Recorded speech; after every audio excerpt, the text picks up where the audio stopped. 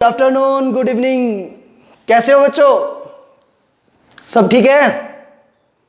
चलो तो आज स्टार्ट करते हैं हम लोग आज अपना नेक्स्ट लेक्चर। लास्ट लेक्चर में हम लोग डिस्कस कर रहे थे sir forms of business organisation.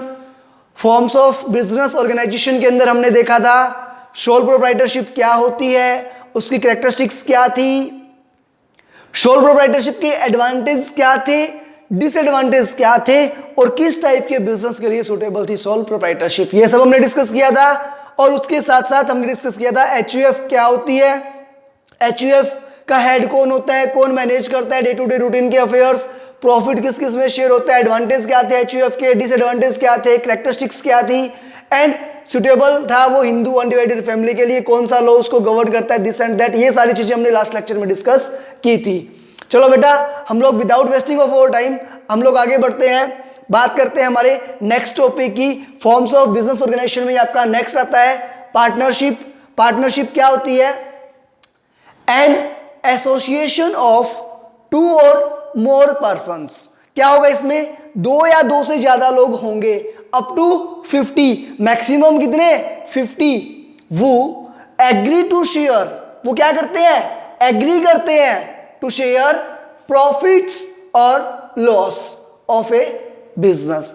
किसी बिजनेस में या तो प्रॉफिट होगा या लॉस होगा और उसको शेयर करने के लिए वो क्या होते हैं? एग्री करते हैं of A business which is managed और कैरिड ऑन, जो मैनेज किया जाएगा, चलाया जाएगा, carried on either bye all, या तो वो सारे मिलकर के, और बाय एनी, या उनमें से कोई, और सम ऑफ देम, या उनमें से कुछ, एक्टिंग फॉर ऑल, सबके बिहाफ पे काम करेंगे। तो अगर मैं डेफिनेशन की बात करूं तो क्या बोल रहा है? टू और मोर पर्संस होंगे, एसोसिएट होंगे साथ में, उनका मोटिव प्रॉफिट अर्न करना होना चाहिए, बिजनेस उनका एग्जिस्ट करना चाहिए, एग्रीमेंट उनके बीच में होना चाहिए, मैनेज्ड या कंट्रोल करेंगे, सारे मिलकर के कर सकते हैं, उनमें से कुछ कर सकते हैं या कोई और कर सकता है, तो उसको हम लोग क्या बोलेंगे? उसको हम लोग बोलते हैं partnership. Partnership. These firms are governed by the Indian Partnership Act 1932। ये जो फॉर्म्स है इनको गवर्न कौन करता है? इनको गवर्न करता है इंडियन पार्टनरशिप एक्ट 1932। बात आती है कैरेक्टरिस्टिक्स की। Characteristics of partnership form. एक पार्टनरशिप फॉर्म की क्या क्या कैरेक्टरिस्टिक्स होती है? तो देखो, नंबर ऑफ पार्टनर्स। एक पार्टनरशिप फॉर्म में मिनिमम 2 पर्सन्स होने जरूरी है, जैसा कि डेफिनेशन में बताया। मैक्सिमम कितने हो सकते हैं? Up to 50। और ये जो 50 की लिमिट है ये आपको कंपनी रूल्स 2014 प्रोवाइड करता है? पार्टनरशिप में कंपनी रूल्स। हाँ बच्चे, वहां पे जब हम देखते हैं ना कंपनी, तो कंपनी एक्ट के अंदर लिखा गया अकॉर्डिंग टू सेक्शन 464 कि मैक्सिमम नंबर ऑफ पार्टनर्स आपके 100 और एज में भी प्रिस्क्राइब्ड हो सकते हैं। और वो जो प्रिस्क्राइब्ड लिमिट थी वो आपकी थी कंपनी रूल्स के अंदर मैक्सिमम पार्टनर्स की 50। ठीक है, याद रहेगा। सेक्शन 464 ऑफ कंपनीज एक्ट 2013 और कंपनी रूल्स 2014। Contractual relationship. जो पार्टनर्स होते हैं वो एक दूसरे के साथ जब रिलेशनशिप में आएंगे, वो रिलेशनशिप किस चीज की होगी? कॉन्ट्रैक्ट की होगी। वो एक कॉन्ट्रैक्ट करेंगे कि हाँ आज से हम दोनों साथ साथ काम करेंगे, हम साथ साथ काम करेंगे, हम लोग प्रॉफिट शेयर करेंगे, हमें लॉस भी शेयर करना है, दिस एंड दैट। बहुत सारी जो कंडीशंस है सारी, वो सारी बातें उनके बीच में डिस्कस हो जाती है। प्रिंसिपल एजेंट रिलेशनशिप क्या होता है? दो लोग हो गए ना पार्टनर, दो या दो से ज्यादा लोग, तो एक बंदे ने कुछ किया, उसका इफेक्ट क्या होगा? दूसरे पे भी आएगा। अगर एक बंदा अच्छा काम कर रहा है तो उसका बेनिफिट दूसरे को मिलेगा, और एक बंदा अगर बुरा काम कर रहा है तो उसका इफेक्ट, उसका लॉस दूसरे पर्सन पे भी पड़ेगा। Transfer of interest. कोई भी पार्टनर सभी पार्टनर से डिस्कस किए बिना, सभी पार्टनर को बताए बिना, सभी पार्टनर की सहमति के बिना अपना शेयर किसी और को नहीं बेच सकता। अगर पार्टनरशिप फर्म आपकी है और आप ये चाहते हो कि आप छोड़ करके जा रहे हो, तो आप अपना शेयर एग्जिस्टिंग पार्टनर को बेच करके जा सकते हो, बट आप किसी नए पर्सन को बिना सभी पार्टनर्स की सहमति के अपना शेयर नहीं बेच सकते। Voluntary registration. जो पार्टनरशिप फर्म आपकी होती है उनका रजिस्ट्रेशन करवाना कंपल्सरी नहीं होता। ठीक है, आया समझ? पार्टनरशिप फर्म्स का रजिस्ट्रेशन करवाना जरूरी नहीं है। अगर वो लोग नॉर्मल ओरली बात कर लें कि ठीक है हम लोग पार्टनरशिप कर रहे हैं तो भी काम चल जाएगा। पार्टनरशिप एक्ट आपको ऐसा नहीं बोलता कि आपको रजिस्ट्रेशन करवाना कंपलसरी है। लीगल स्टेटस, कंपनी का रजिस्ट्रेशन करवाना कंपलसरी नहीं है। तो जब तक कोई कंपनी के लिए रजिस्ट्रेशन करवाना, किसी फर्म के लिए रजिस्ट्रेशन करवाना कंपलसरी नहीं होता, तब तक उसको सेपरेट लीगल एंटिटी का जो टाइटल है वो नहीं मिलता, तब तक उसको अलग से लॉफुली लीगल स्टेटस नहीं मिल सकता। अनलिमिटेड लायबिलिटीज, सर ये क्या होती है? बच्चे हमने ये पढ़ी थी, कहाँ पे पढ़ी थी? हमने ये पढ़ी थी सर सोल प्रोप्राइटरशिप के अंदर। सोल प्रोप्राइटरशिप में देखा था ना, सोल प्रोप्राइटर की लायबिलिटीज क्या थी? अनलिमिटेड लायबिलिटीज थी। वैसे ही पार्टनर की भी क्या है? अनलिमिटेड। इट मीन्स पार्टनर्स ने अगर जितना पैसा लगाया वो सफिशिएंट नहीं है पार्टनरशिप फर्म के लॉस को मीट आउट करने के लिए, तो फिर पार्टनर्स को खुद के पर्सनल रिसोर्सेज बेच करके, पैसे ला करके पेमेंट करना पड़ेगा। जो भी लायबिलिटीज है पार्टनरशिप की, उनका इन एग्रीड रेशो। अगर मैं देसी लैंग्वेज में बात करूं तो गुद्दड़ बेच के भी आपको क्या करने पड़ेंगे? पैसे चुकाने पड़ेंगे। चाहे कुछ भी हो जाए, जो पैसे मांगने वाला है उसको पैसे तो आपको देने पड़ेंगे। Sharing of profit among all partners, जितने पार्टनर्स हैं उन सब के बीच में एग्रीड रेशियो के अंदर क्या होता है? प्रॉफिट शेयर होता है। जो भी रेशियो वो डिसाइड करेंगे वो आपका उसी रेशियो के अंदर वो लोग क्या करेंगे? प्रॉफिट शेयर करेंगे। वो रेशियो आपका इक्वल हो सकता है, कैपिटल का रेशियो हो सकता है, या फिर और कोई रेशियो जो भी पार्टनर्स डिसाइड करें, ये बात उन पे छोड़ दी गई। उसके बाद बात आती है सर एडवांटेज ऑफ पार्टनरशिप की। पार्टनरशिप के एडवांटेज क्या क्या है? इजी टू फॉर्म, बनाना क्या है? बहुत ही आसान है। ना तो कहीं पे रजिस्ट्रेशन करवाना, ना कुछ और। 4 लोग बैठे, कॉन्ट्रैक्ट किया, डिस्कस किया, कंडीशंस फाइनल हुई, चलो जी स्टार्ट हो गई क्या? पार्टनरशिप। फेवरेबल क्रेडिट स्टैंडिंग्स, मेरी पार्टनरशिप के अंदर क्या है? लायबिलिटीज अनलिमिटेड है। अनलिमिटेड लायबिलिटीज होने के कारण जो भी लोन प्रोवाइडर्स हैं उन सबको ये पता है कि हमने अगर पैसा दे भी दिया इसको और अगर ये डूब गया तो भी क्या करना पड़ेगा? हमारे पास इतनी तो पावर है कि हम लोग इसकी पर्सनल असेट्स से क्या कर सकते हैं? रिकवरी कर सकते हैं। ये पावर इनको प्रोवाइड कौन करता है? ये पावर प्रोवाइड की गई इंस्टीट्यूशंस को due to unlimited liabilities concept. तो इसलिए जो लोन प्रोवाइडर्स हैं वो ज्यादा हिचकिचाते नहीं है पार्टनरशिप फर्म को लोन देने में। लार्ज कैपिटल, एक सोल प्रोप्राइटर जो होता है वो एक ही बंदा इन्वेस्ट करता है बिजनेस में। सिंगल पर्सन अगर इन्वेस्ट करता है तो उसके पास इतना पैसा नहीं होता कि वो सारे के सारे जितने ही रिक्वायरमेंट्स हैं उन सबको पूरा करने के लिए मैनेज कर सके। अगर 2, 3, 4, 5 लोग मिलेंगे, एक से ज्यादा लोग मिलेंगे, तो जो भी रिसोर्सेज कैपिटल वाले थे वो क्या होंगे? बढ़ जाएंगे उस फर्म के पास। बढ़ जाएंगे इन द सेंस एक बंदा जितना पैसा लगा सकता है, 2, 3, 4 लोग अगर मिलेंगे तो वो कैपेसिटी इंक्रीज होगी, डिक्रीज नहीं होगी। इसलिए कैपिटल क्या हो जाएगी? पहले से लार्ज हो जाएगी।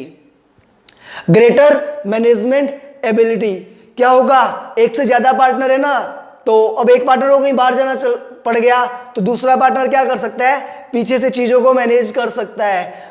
अगर 4 पार्टनर है, 3 बार चले गए तो भी एक जो पार्टनर बच गया वो मैनेज कर सकता है। बट सोल प्रोप्राइटरशिप में क्या था? एक ही पर्सन है, उसको अगर बाहर जाना पड़ गया तो पीछे से उसकी बिजनेस को बंद रखना पड़ता था, डिसकंटिन्यूटी रहती थी। प्रॉफिट इंसेंटिव, जो पार्टनर्स हैं वो क्या है? उन सबको प्रॉफिट मिलेगा अगर पार्टनरशिप फर्म ने प्रॉफिट अर्न किया है तो। Advantage of secrecy, partnership firm में जो पार्टनर्स हैं तो पार्टनरशिप फर्म के बारे में जितनी भी बातें हैं वो सारी किसके बीच में रहेगी? केवल पार्टनर्स के बीच में रहेगी, आउटसाइडर के साथ डिस्कस नहीं होगी। इसलिए क्या होता है? जो सीक्रेट्स हैं वो पार्टनरशिप के वो पार्टनर्स के बीच में रहते हैं और सीक्रेसी जो आपकी है वो मेंटेन रहती है। टैक्स एडवांटेजेस, तो जब आप लोग सर इनकम टैक्स पढ़ोगे वहां पे आपको पता चलेगा कि पार्टनर्स के हाथ में पार्टनरशिप से मिला हुआ प्रॉफिट एग्जम्प्ट होता है, और वो जो प्रॉफिट है वो टैक्सेबल कहाँ होता है? वो टैक्सेबल होता है पार्टनरशिप फर्म के हैंड्स में। उसमें भी कुछ एग्जम्पशंस आपको दी गई है, वो सारा आपको अच्छे से समझ कब आएगा? जब आप लोग पढ़ोगे इनकम टैक्स एक्ट 1961, उसके रूल्स एंड रेगुलेशंस। ठीक है, यूनियन ऑफ बिजनेस एबिलिटी, हमारी एक कहावत भी है, देखो, एक से भले दो। जो दो लोग सोच सकते हैं उतना एक अकेला बंदा नहीं सोच सकता। तो पार्टनरशिप में तो दो या दो से ज्यादा लोग ही होंगे ना, तो उनकी थिंकिंग पावर जो है वो भी क्या होगी? बढ़ जाएगी। ठीक है, ब्रेक ऑन हैस्टी डिसीजंस, हम लोग कई बार क्या होता है, हमें कुछ समझ नहीं आता, हम लोग बहुत कंफ्यूज से होते हैं, तो हम सोचते हैं कि हम लोग क्या करें क्या ना करें, जल्दबाजी में जैसा समझ आए, बोले ये काम कर लूं क्या, बोले कर ले कर ले कर ले, कोई दिक्कत नहीं है, जा कर ले। मैंने क्या किया, आओ देखा न ताओ, कुछ समझ आया नहीं और जल्दी से डिसीजन ले दिया। और एक ऐसा भी बोलते हैं कि जल्दबाजी में लिए हुए डिसीजन हमेशा क्या होते हैं? गलत ही होते हैं। इसलिए जो पार्टनरशिप है उसके अंदर क्या होगा, जो पार्टनर्स है वो आपस में कंसल्टेंसी करेंगे और आपस में डिस्कस करने के बाद क्या करेंगे? आपस में डिस्कस करने के बाद किसी डिसीजन को अप्लाई करेंगे इनटू बिजनेस। इसलिए ये क्या करेगी, आपकी पार्टनरशिप जो है वो ब्रेक लगाती है किस पे? हास्टी डिसीजंस पे। ठीक है, चलो सर आगे चलते हैं। डिसएडवांटेजेस, ऐसा हो ही नहीं सकता, अगर किसी चीज का फायदा है तो उसका नुकसान नहीं है। हमने देखा ना, लोगों ने तो भगवान राम को भी नहीं बख्शा। भगवान राम के कैरेक्टरिस्टिक्स बताते थे, गुण बताते थे, तो उनमें भी तो कमियां निकालते थे। तो ऐसा कैसे हो सकता है कि पार्टनरशिप फर्म में कोई कमियां ना निकाले? क्रिटिसाइज करने वाले तो अपना काम करेंगे ही ना। पहुंच गए, ये भी बता दी कमियां। देखो, सबसे पहले क्या बताया? लिमिटेड लाइफ ऑफ फर्म, कहते जी जो पैदा हुआ है वो मरेगा। तो पार्टनरशिप फर्म अगर स्टार्ट हो गई तो अगर पार्टनर का क्या हो गया? एक्सीडेंट हो गया, डेथ हो गई, रिटायरमेंट हो गया, तो वो फर्म को छोड़ करके जाएगा। और अगर वो छोड़ करके जाएगा तो पार्टनरशिप आपका लीगल स्टेटस अलग से है नहीं, इसका मतलब वहीं पे आपकी पार्टनरशिप क्या हो जाएगी? पूरी हो जाएगी। बचे हुए पार्टनर्स को अगर काम करना है, वापस से नया एग्रीमेंट करो, नया कॉन्ट्रैक्ट करो और नई पार्टनरशिप स्टार्ट करो। आया समझ? इसलिए पार्टनरशिप फर्म की जो लाइफ है वो क्या मानी गई? लिमिटेड मानी गई है। डिस्प्यूट अमंग पार्टनर्स, कहते जिस घर में 4 थालियां हो ना, 4 बर्तन हो, वो आवाज किए बिना नहीं रहते। तो यहाँ पे भी क्या है? 4 पार्टनर है ना, वो 4 पार्टनर आपस में लड़ाई किए बिना थोड़ी ना रहेंगे। इनके बीच में छोटी सी कोई बात होगी, डिस्प्यूट होगी, तू तेरे भैया और मैं मेरे, आज से हम दोनों अलग अलग, एक चला इधर एक चला उधर, इधर चला मैं उधर चला, लड़ाई हो गई ना, डिस्प्यूट, बात खत्म। जैसे ही लड़ाई हुई तो बिजनेस भी क्या? खत्म, पार्टनरशिप खत्म। चलो जी। लॉस ऑन बिजनेस अपॉर्चुनिटीज, कई बार क्या होता है, ऐसी अपॉर्चुनिटी आती है जहां पे हमें एकदम जल्दी से डिसीजन लेना होता है। ये था ना यहाँ पे आपका ब्रेक ऑन असली डिसीजंस, कि जल्दबाजी में डिसीजन लिया हुआ गलत होता है। बट कई बार क्या होता है, अपॉर्चुनिटी ऐसी आती है जिसमें आपको एक क्विक डिसीजन लेना है, हाँ तो हाँ और ना तो ना।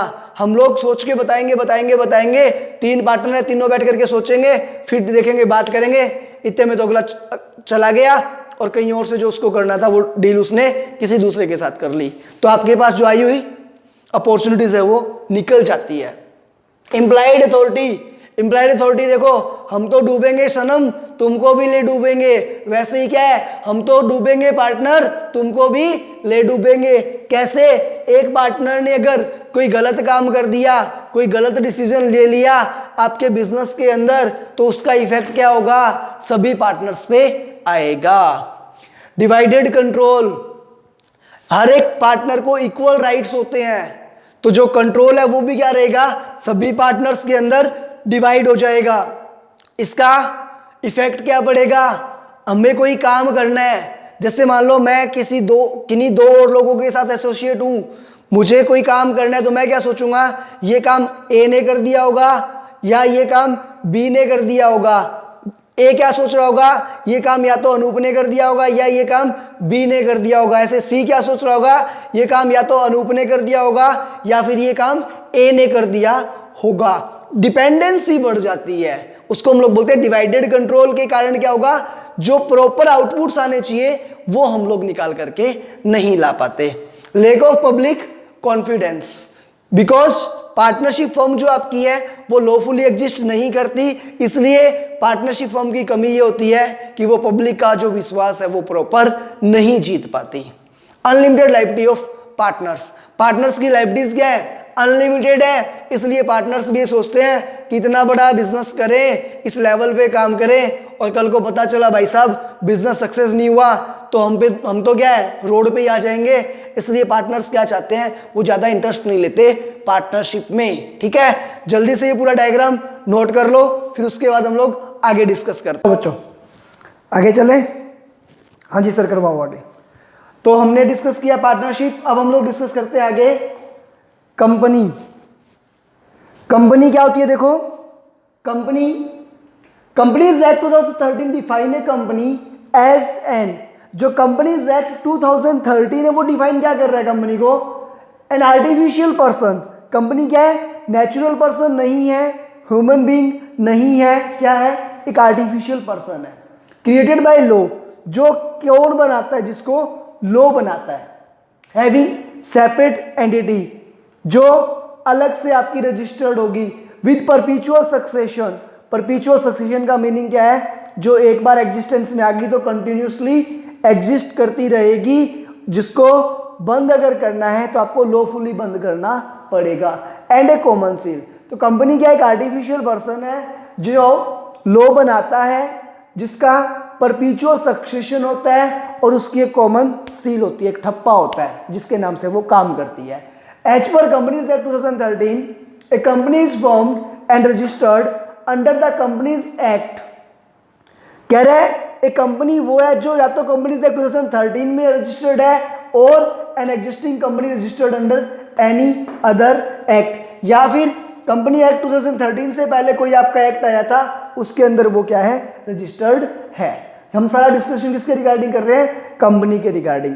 बात आती है सर कैरेक्टरिस्टिक्स ऑफ कंपनी की। सबसे पहले इनकॉर्पोरेटेड बॉडी, जो आपकी कंपनी है उसका लॉ में इनकॉर्पोरेशन होना जरूरी है। अगर कंपनी का लॉ में इनकॉर्पोरेशन होगा तभी वो काम कर सकती है, अदरवाइज विदाउट इनकॉर्पोरेशन कोई भी कंपनी खुद के नेम से काम नहीं कर सकती। कैपिटल डिविजिबल इनटू शेयर्स, एक कंपनी के कैपिटल जो होती है वो डिवाइड रहती है छोटे छोटे पार्ट्स में, उन छोटे छोटे पार्ट्स को हम लोग बोलते हैं शेयर कैपिटल। अलग अलग टाइप की कैपिटल आपकी होती है, वो हम लोग डिस्कस करेंगे नेक्स्ट लेक्चर्स में कि authorised share capital, issued share capital, subscribed share capital, paid up share capital, called up share capital, ये सारे हम लोग डिस्कस करते हैं बाद के लेक्चर्स में। अभी हमें यहाँ पे इतना डिस्कशन करने की जरूरत नहीं है। उसके बाद आता है आपका लिमिटेड लाइबिलिटीज। लिमिटेड लाइबिलिटीज का मतलब अब मुझे मेरे पर्सनल रिसोर्सेज से पेमेंट करने की जरूरत नहीं है। जब मैंने देखा सोल प्रोप्राइटरशिप के अंदर, मैंने देखा एचयूएफ के अंदर, मैंने देखा पार्टनरशिप फर्म के अंदर, वहाँ पे क्या था? सोल प्रोप्राइटरशिप और पार्टनरशिप में जो ओनर्स थे उनकी लाइबिलिटीज क्या थी? अनलिमिटेड थी। एचयूएफ में कर्ता की लाइबिलिटीज क्या थी? अनलिमिटेड थी। अगर किसी भी सिचुएशन में आपका बिजनेस जो है वो उसको लॉस होता है तो जो भी लाइबिलिटीज है वो बियर कर रहे थे जो रियल ओनर्स थे वो। बट एक कंपनी के अंदर लाइबिलिटीज क्या होती है? लिमिटेड होती है जनरली। अगर कंपनी को भारी नुकसान हो गया तो भी शेयर होल्डर्स को कुछ एक अमाउंट डिसाइड किया गया, वो अमाउंट आपका है unpaid amount on shares. Share capital का वो पार्ट जो कंपनी ने नहीं मांगा, केवल उतना पैसा आपको देना है। ये नहीं है कि उतना पैसा देने के बाद भी आपको अपने पर्सनल रिसोर्सेज बेच करके कुछ और ला करके देना है, ऐसा कुछ कंपनी के अंदर नहीं होता। इसीलिए ज़्यादा प्रेफरेंस दी जाती है कंपनी को।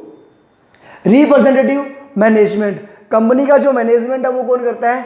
शेयर होल्डर्स नहीं करते। शेयर होल्डर्स ऑनर होते हैं, शेयर होल्डर्स पैसा लगाते हैं, बट मैनेजमेंट कौन करता है? जो आपके बीओडीज बोर्ड ऑफ डायरेक्टर्स होते हैं, जिसको डायरेक्टर अपॉइंट किया गया, जिनको बोला गया day to day affairs of companies manage करने के लिए।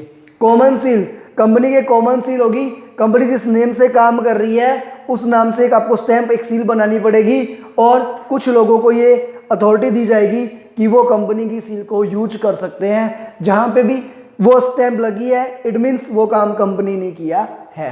परपीचुअल एग्जिस्टेंस, कंपनी अगर एक बार स्टार्ट हो गई उसके बाद शेयर होल्डर आते रहेंगे जाते रहेंगे, शेयर होल्डर का सर दर्द हो, पेट दर्द हो, डेथ हो, एक्सीडेंट हो, कुछ भी हो, कंपनी की सेहत पे कोई फर्क नहीं पड़ने वाला।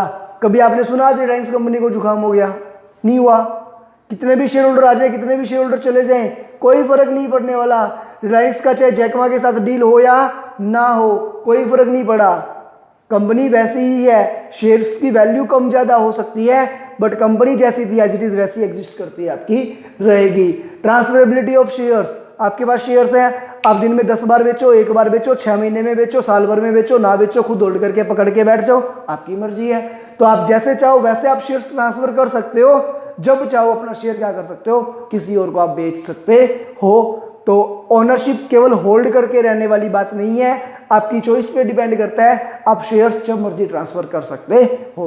आर्टिफिशियल लीगल पर्सन, क्योंकि कंपनी जो है वो रजिस्टर्ड होती है किसमें, कंपनीज एक्ट में, और एक्ट में रजिस्टर्ड होने के कारण उसको अलग से लीगल स्टेटस मिलता है, और लीगल स्टेटस के साथ साथ कंपनी को क्या दिया जाता है, एक अलग से नेम दिया जाता है। वो जो नेम दिया जाता है उसी के कारण इसको क्या बोलते हैं हम लोग, artificial legal person. Okay, characteristics आई आप सबको समझ। चलो जी, अब हम लोग आगे बात करते हैं advantage of company.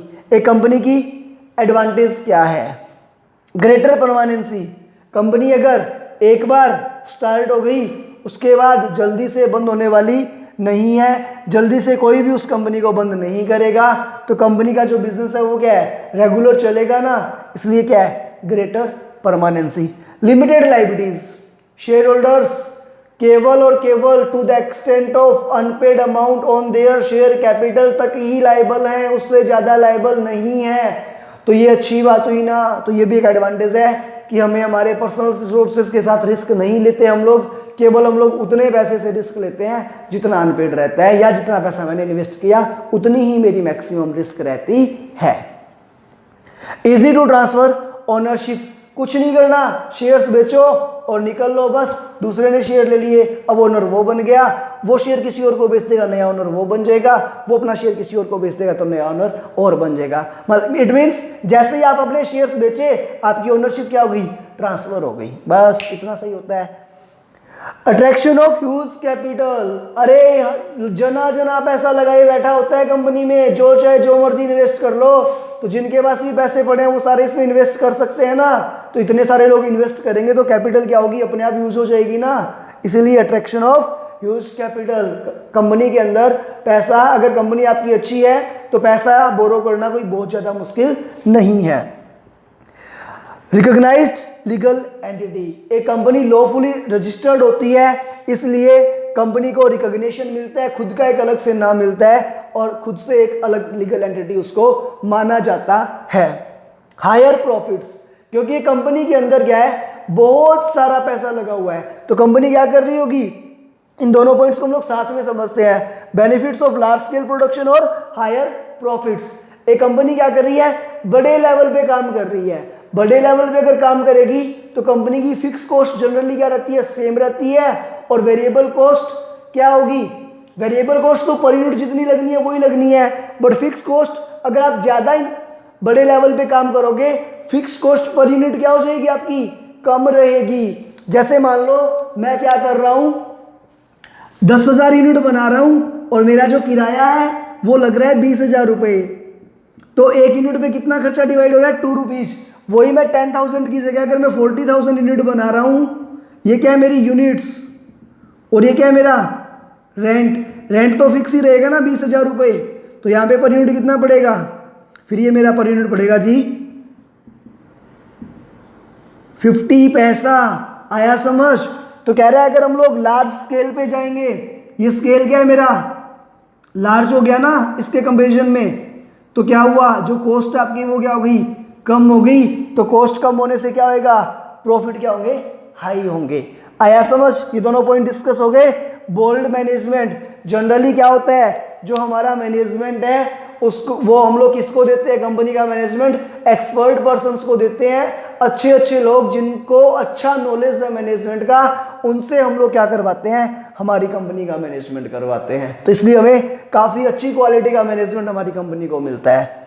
Full legal cover, एक कंपनी खुद के नाम से जो मेंबर्स हैं, जो एम्प्लॉइज हैं, जो आउटसाइडर हैं, उन सब पे केस कर सकती है।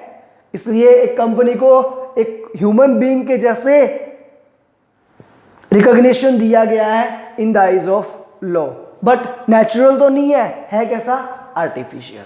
ठीक है, चलो जी आगे चले। आगे बात आती है बच्चे डिसएडवांटेज की। अगेन एडवांटेज है तो डिसएडवांटेज तो मिलने ही है। क्या क्या है? Promotion of frauds. Promotion of frauds कैसे जी? सर एक कंपनी में इतने सारे लोग हैं तो इतने सारे लोगों की नीयत हमेशा स्वच्छ और साफ हो जरूरी है क्या? नहीं है। तो जितने मन उतने ही उनके विचार। तो कुछ के विचार अच्छे, कुछ के बुरे। तो ये क्या सोचते हैं? ये सोचते हैं मालिक तो आता नहीं, मालिक को कुछ पता चलता नहीं, पैसा किसने लगाया? शेयर होल्डर ने। काम देखता कौन है? सारा मैनेजमेंट। तो इनको लगता है या मैनेजमेंट और एम्प्लॉय जो होते हैं वो सोचते हैं चलो फ्रॉड कर लेते हैं, क्या पता चलता है।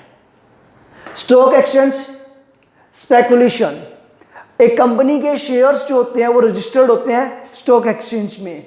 कई बार कंपनी के छोटे छोटे जो डिसीजंस होते हैं उनके कारण क्या होता है? कंपनी की वैल्यू पे इफेक्ट पड़ जाता है। ये तो डायरेक्ट वाला हो गया। स्टॉक एक्सचेंज स्पेकुलेशन में क्या आएगा आपका? देखो जैसे अभी क्राइसिस चल रहे हैं, कोरोना के कारण क्या हुआ? सारे जो मार्केट थे आपके वर्ल्ड वाइड मार्केट्स के आगे डाउन आ गए। वर्ल्ड वाइड इकोनॉमी आपकी इफेक्ट हो रही है। तो इसमें आपकी कंपनी ने कुछ नहीं किया, ना अच्छा किया ना बुरा किया, जैसे एज इट इज काम कर रही थी वैसा ही कर रही है। बट फिर भी क्या हुआ? आपकी कंपनी के शेयर्स की क्या हो गई? वैल्यू डाउन आ गई। ये क्या आपका? Stock exchange speculation. Favouritism and nepotism. Favouritism और नेपोटिज्म में क्या होगा? मैं कौन? मैं मैनेजमेंट क्या करेगी? मुझे पता है कि ये कंपनी अभी इतना डिविडेंड देने वाली है, ये कंपनी अभी इतने बोनस देने वाली है। मैंने क्या किया? मेरे रिलेटिव को फोन करके बोल दिया एक काम कर भाई, इस कंपनी के आज में जितने शेयर मिले खरीद ले, कल ये कंपनी एक शेयर पे तेरे को 20 रुपए का डिविडेंड देने वाली है। कई बार क्या होता है, जो भी आपके की पर्सन्स होते हैं कंपनी के, वो खुद के पर्सनल लोगों को बेनिफिट पहुंचा देते हैं, और वो बेनिफिट पहुंचाने के लिए जो काम करते हैं वो क्या है? एक आपका डिसएडवांटेज होता है कंपनी का, क्योंकि शेयर होल्डर्स जनरली एक दूसरे को जानते नहीं है, अनजान होते हैं, और इस तरीके से उन बेचारे भोले भाले शेयर होल्डर्स के साथ क्या किया जाता है? धोखा किया जाता है। Double taxation. डबल टैक्सेशन कैसे सर देखो क्या होगा जब आप अगेन समझ अच्छे से कहा आता है। इनकम टैक्स में एक कंपनी को, अगर कोई कंपनी 1 रुपया भी कमाती है तो भी उसको टैक्स देना जरूरी है, और कंपनी की जो टैक्स रेट है वो सबसे हाई है, उस पर सरचार्ज भी लगेगा और सब लगेगा। उसके बाद जो पैसा मिला किसको? शेयर होल्डर को। तो शेयर होल्डर ने अगर कमाया कुछ, उसको उस पर शेयर होल्डर को भी क्या करना होता है? टैक्स देना होता है। हालांकि कुछ एक डोमेस्टिक कंपनीज आपकी हैं उनके डिविडेंड को छूट दी गई है up to a certain limit, उससे ज्यादा अगर वो कमाएंगे तो क्या होगा? टैक्स देना पड़ेगा। तो कंपनी भी टैक्स देगी और शेयर होल्डर भी टैक्स देंगे, तो क्या हो गया? Double taxation. Exploitation of share holders. Promoter जो है ना, प्रमोटर कहते हैं जी सारा काम हम करेंगे, आप कौन? Share holder. आपको राइट्स है क्या? शेयर होल्डर्स को राइट दिए गए क्या day to day business affairs में पार्टिसिपेट करने के लिए? नहीं दिए गए सर। शेयर होल्डर्स को बोला आपका काम था पैसा लगाना, पैसे लगा दिए, चले जाओ, अब बाकी का काम हमारा है, जो भी मैनेज करेंगे हम करेंगे, अब आप हमें कुछ भी, हमारे जो वर्क्स हैं उसमें आप इंटरफेयर नहीं कर सकते। और कई बार प्रमोटर क्या करते हैं? ऐसे ही उन बेचारे बोले वाले शेयर होल्डर्स के पैसों से मजे उड़ाते हैं, गुलछर्रे उड़ाते हैं और इनको नुकसान पहुंचाते हैं।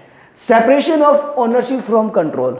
जिसने पैसा लगाया, देखो सिंपल सी बात है, जिसने पैसा लगाया उसको तो अपने पैसे की फिक्र होगी, लेकिन पैसा किसी और का और काम कोई दूसरा करे तो चांसेस क्या होते हैं कि जो पैसा उसका जितना अच्छा यूटिलाइजेशन होना चाहिए वो नहीं हो पाता। Separation of ownership from control. Ownership share holders की है, मालिक शेयर होल्डर्स हैं, कंट्रोल कौन कर रहा है? बीओडीज बोर्ड ऑफ डायरेक्टर्स कर रहे हैं। इसके कारण जो प्रॉपर कोऑर्डिनेशन है वो नहीं बन पाता। Lack of secrecy. पैसा लगा हुआ शेयर होल्डर्स का, सारी इंफॉर्मेशन मैनेजमेंट को पता है, बीओडीज को सब कुछ पता है, उनसे शेयर हो रहा है, तो जो बातें केवल और केवल मालिक तक रहनी चाहिए थी वो सारी बातें क्या हो रही है, एक जनरल पब्लिक में शेयर हो रही है। इसलिए जो आपका सीक्रेसी है, सीक्रेट्स जो रहने चाहिए थे वो मेंटेन नहीं हो पाते। Formation of A company is complicated. Again एक कंपनी बनानी है, सबसे पहले चलो क्या करना है, कंपनी के आरओसी के पास जाओ, अप्लाई करो, नेम बताओ, बताओ कौन कौन प्रमोटर्स हैं, डायरेक्टर्स कौन कौन से हैं, शेयर होल्डर कौन कौन होंगे आपके, ये सब बताने के बाद वो चेक करेगा कि नेम अवेलेबल है या नहीं है, दिस एंड दैट, और भी बहुत सारी लीगल फॉर्मेलिटीज। उसके बाद अपना क्या करो, एमओए बना करके दो, एओए बना करके दो, चार्टर बना के दो। ये सारी चीज़ आपको पढ़नी भी आगे तो समझ आएगा धीरे धीरे कि बहुत ज़्यादा कॉम्प्लिकेशंस इन्वॉल्व है किसके अंदर, कंपनी के अंदर। और इसीलिए फिर बंदा क्या सोचता है, बोले रहने दे भाई, मैं तो क्या करूँगा, मैं तो पार्टनरशिप ही कर लूँगा, मुझे नहीं चाहिए इतनी सरदर्दी। ठीक है, ये क्या हो गया आपके डिसएडवांटेज ऑफ ए कंपनी। उसके बाद बात आती है कि किस टाइप के बिजनेस के लिए सूटेबल होती है कंपनी। तो देखो यहाँ पे जिनको बहुत बड़े लेवल पे काम करना है, बहुत बड़े स्केल पे काम करना है, जिनको बहुत हाई प्रॉफिट कमाने हैं, जिनको रिस्क उठाने का डर नहीं लगता, जो तैयार है कि हमारा जो एरिया है वो क्या होना चाहिए, बहुत बड़े एरिया में मुझे नाम कमाना है, मुझे केवल एक छोटी सी जगह पे नाम नहीं कमाना, मुझे ऑल ओवर इंडिया नाम कमाना है, या फिर मुझे ऑल ओवर वर्ल्ड नेम कमाना है अपना। जैसे मुकेश अंबानी अगर ये सोच लेता कि मुझे केवल मेरा बिजनेस मुंबई में रखना है, तो क्या आज इंडिया का बच्चा मुकेश अंबानी को जान पाता? नहीं। क्या वर्ल्ड में कोई मुकेश अंबानी को जान पाता? नहीं। बट मुकेश अंबानी को क्या था कि मेरे जो बिजनेस का एरिया है वो मेरे नाम का डंका सारे जग में बाजे रहे। तो मुकेश अंबानी का सपना बड़ा था ना, तो ऐसे ही जो ये चाहते हैं कि हमारा बिजनेस क्या हो, बहुत पूरी दुनिया के अंदर हो, वो इस टाइप का फॉर्म बनाना चाहते हैं। या फिर जिनको क्या हो, ह्यूज फाइनेंशियल रिसोर्सेज रिक्वायरमेंट्स, जहाँ पे क्या है ये होगी इस सेक्टर में बड़ा पैसा चाहिए, ज़्यादा पैसे चाहिए, वहाँ पे फिर कंपनी बनानी पड़ेगी ही पड़ेगी। एग्जाम्पल क्या आपके, बैंकिंग कंपनी और इंश्योरेंस कंपनी, ये इसके परफेक्ट एग्जाम्पल हैं। एक काम करो, जल्दी से ये पूरा डायग्राम आप लोग नोट कर लो, फिर हम लोग देखते हैं, फिर हम लोग नेक्स्ट लेक्चर में डिस्कस करेंगे जो आपके रिमेनिंग फॉर्म्स ऑफ ऑर्गेनाइजेशन है।